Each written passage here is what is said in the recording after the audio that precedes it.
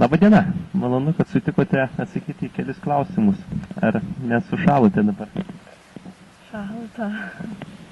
Ir dabar pavasaris jau įsibėgėja, bet žiema kaip buvo, taip ir tėra. Ir kokiamis gydymo priemonėmis jūs naudojatės, ką naudojate kaip prevencijai, kad neapsirgtumėte? Geriu daug arbatos. Valgau medų. O jeigu šeimoje vis dėlto kas nors apserga jūs arba jūsų tėvai ar broliai, kaip elgiatės tuomet? Iš tikrųjų, labai organizmas yra stiprus, kai aš labai retai kada sergu, bet šiaip stengiuosi jau labai dažnai nebūt. Gerti vitaminus kažkokius. Tai daugiau mažiau tradicinės gydymosi priemonės. O kaip reaguojate į homeopatus ar naudoja jūsų šeima?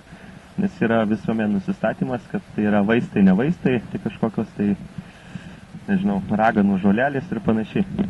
Ne, mes nenaudojam. Aha.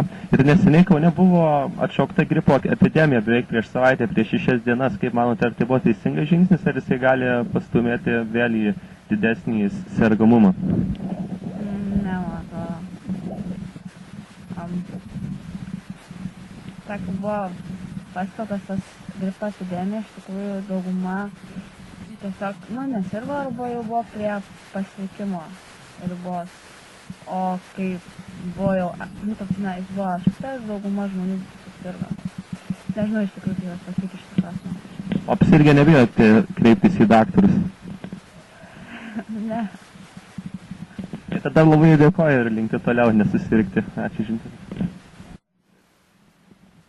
Labadiena, koks jūsų vardas? Greta.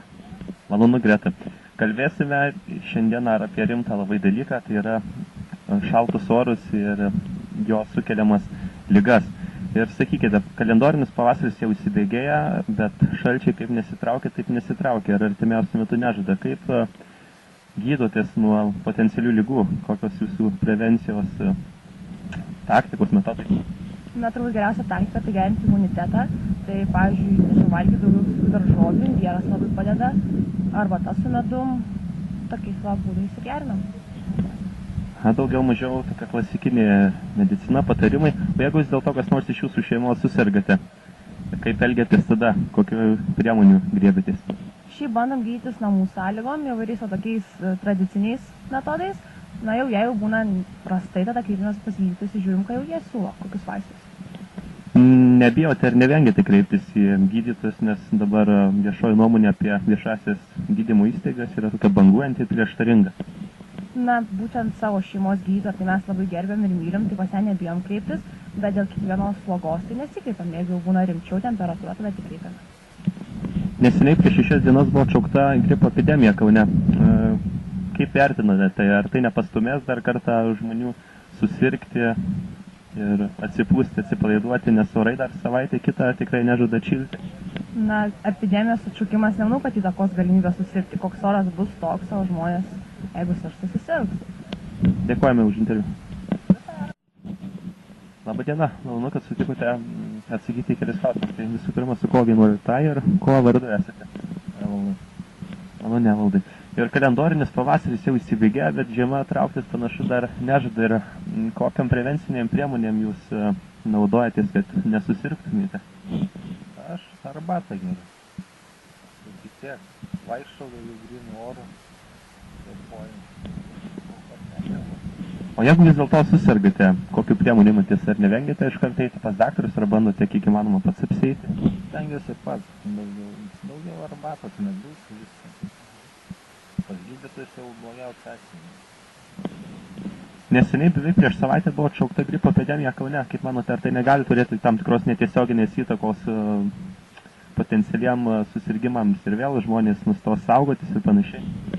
Gali būti, nes žmonėm taip praneša, jie pradeda kažkaip tai visi suguža į ligoninės tikrintis, o šiaip praėjo, sako, ir visi vėl sveiki vaikščioti. Gali viską būti.